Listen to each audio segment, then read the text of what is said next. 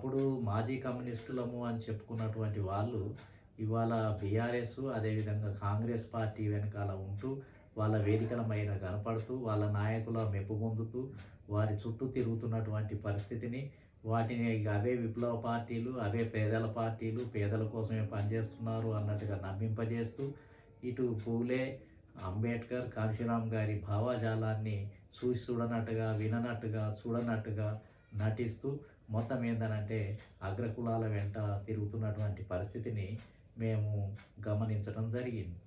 కొంతమంది కమ్యూనిస్ట్ ఉద్యమం నుంచి వైదొలిగినటువంటి వాళ్ళు కమ్యూనిస్ట్ ఉద్యమకారులుగా కొనసాగినటువంటి వాళ్ళు కొంతమంది అసలు వాళ్ళు కమ్యూనిజం గురించి వాళ్ళకి నిజంగా ఇప్పటికి కూడా కమ్యూనిస్టు భావజాలమే ఇంకా నమ్ముతున్నట్టుగా అనిపిస్తుంది. కానీ బయట ఈ కమ్యూనిస్టు భావజాలాన్ని నమ్మే ప్రజలు లేరు. ఏ సంఘం కూడా ఇప్పుడు కమ్యూనిస్టు దృక్పథాన్ని స్వీకరించే పరిస్థితి లేదు. మెజారిటీ ప్రజలు దానికి దూరంగా ఉన్నారు.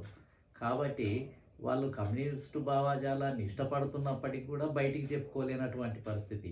అంటే తెలంగాణ వాదులుగా లేకపోతే ఇంకో వాదులుగా ప్రజాతంత్రవాదులుగా లేకపోతే కాంగ్రెస్ సెక్యులరిస్టుగా ఈ ముసుగులో ఉండి తన యొక్క కమ్యూనిస్టు భావజాలానికి సంబంధించినటువంటి దృక్పథాలను ప్రైవేటీకరణను పబ్లిక్ సెక్టార్ను స్వాగతిస్తూ మొత్తం సామ్రాజ్యవాదాన్ని వ్యతిరేకిస్తూ గ్లోబలైజేషన్ వ్యతిరేకిస్తూ ప్రైవేట్ రంగాన్ని వ్యతిరేకిస్తూ పెట్టుబడిదారులను వ్యతిరేకిస్తూ ఇవన్నీ కూడా కాంగ్రెస్ వేదికల మీద ఉండి మాట్లాడుతూ ఉంటారు. లేదంటే బీఆర్ఎస్ వేదికల మీద ఉండి మాట్లాడుతుంటారు. ఇంకోటి న్యూట్రల్గా ఉన్న ఒక సంఘం ద్వారా మాట్లాడుతుంటారు. మేము కమ్యూనిస్టులమని చెప్పుకునే ధైర్యం కూడా వాళ్ళకు లేదు. కమ్యూనిజాన్ని ఇంకా సగానికి పైగా నమ్ముతున్నట్టుగా కనిపిస్తూ ఉంటుంది. కానీ వాళ్ళు చెప్పే పదజాలం అంతా కమ్యూనిస్టులది. కానీ వాళ్ళు మాట్లాడేది కాంగ్రెస్ వేదికల మీద, వాళ్ళు మాట్లాడేది బీఆర్ఎస్ వేదికల మీద, వాళ్ళు మాట్లాడేది వేరే వేదికల మీద మాట్లాడతారు. ఆ ధైర్యం కూడా లేదు. చెప్పేది ఒకటి, నమ్మే సిద్ధాంతం ఒకటి, చెప్పేది పైకి మాత్రం ఈ బడుగు బలహీన వర్గాల్లో ఈ పూలే గురించి అంబేద్కర్ కాంశీరామ్ గారి గురించి ఈ మాట్లాడే ప్రజల సంఖ్య పెరగటంతో భావజాలం పెరగటంతో గత్యంతరం లేక వాళ్ళకి ఇష్టం లేకపోయినా అంబేద్కర్ అనే పదాన్ని ఉపయోగించాల్సి వస్తుంది. వాళ్ళకి ఇష్టం లేకపోయినా పూలే గొప్పవాడని చెప్పాల్సి వస్తుంది. వాళ్ళకి ఇష్టం లేకపోయినా కొన్నిసార్లు బహుజనవాదము రాజ్యాధికారము అని మాట్లాడాల్సి వస్తుంది. వాళ్ళు ఇవన్నీ పైకి ఊరికనే వినటం కోసమే మాట్లాడుతున్నారు. కానీ వాళ్ళకి ఇప్పటికి కూడా ఏంటంటే మార్క్సిజమే కమ్యూనిజమే అప్పుడు నేర్చుకున్నదే, వాళ్ళు గత్యంతరం లేదు. ఇప్పుడు వాళ్ళకి అనుకూల వాతావరణం లేదు కాబట్టి కమ్యూనిస్ట్ అని చెప్పుకోలేరు. కానీ అన్ని వేదికల మీద కమ్యూనిస్టుకు సంబంధించినటువంటి భావజాలాన్నే మాట్లాడుతూ ఉంటారు. ఆ విధంగా ప్రజాతంత్రవాదులుగా ప్రోగ్రెసివ్లుగా కాలం గడుపుతూ ఉన్నటువంటి పరిస్థితి ఉంది. ఎందుకంటే కమ్యూనిజానికి ఇప్పుడు గిరాకీ లేదు. సోషలిజం కమ్యూనిస్టు సంఘాలు ఇవన్నీ కూడా ఇప్పుడు నడిచేదల్లా కూడా ఏందనంటే ఈ దేశంలో మొత్తం అగ్రకులవాదము లేదనంటే బహుజనవాదం లేదనంటే ఈ రెండు వాదాల మధ్యలోనే చర్చ జరుగుతుంది. మతతత్వవాదము లేదనంటే బహుజనవాదం వీటి మధ్యలోనే చర్చ జరుగుతుంది. కాబట్టి వాళ్ళు పైకి చెప్పే అన్నీ కూడా ఒకటి, నమ్మే సిద్ధాంతం ఒకటి, పైకి మాత్రం వేరేదిగా చెప్పినట్టుగా ఉంటూ ఉంటారు.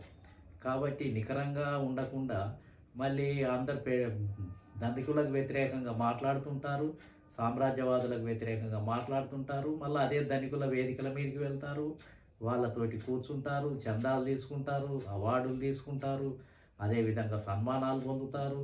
తనకు అవార్డులు వస్తే ఇక అప్పుడు ఏ అవకాశవాదం ఉండదు, ఏ బూర్జువా ఉండదు, ఏ భూస్వామి ఉండదు, ఏ ధనికుల దగ్గర సన్మానాలు ఇస్తున్నారు అనేది ఉండదు. కాంగ్రెస్ పార్టీ మోసకారుల పార్టీ అనేది ఉండదు. కానీ కాంగ్రెస్ పార్టీ కానీ బీఆర్ఎస్ కానీ మొత్తం ఏంటంటే 1-2 అగ్రకుల వర్గాలకి నాయకత్వం వహిస్తున్నాయి. సీట్లన్నీ వాళ్ళే కాజేస్తున్నారు, వాళ్ళే ముఖ్యమంత్రులు అవుతున్నారు.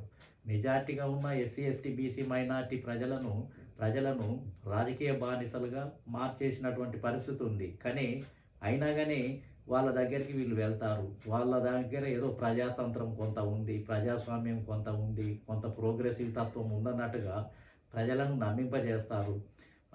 ఇంకొక పార్టీ కంటే వీళ్ళు మెరుగైందని చెప్తూ ఉంటారు. కొంతకాలం బీఆర్ఎస్ను వీళ్ళే సమర్థిస్తారు.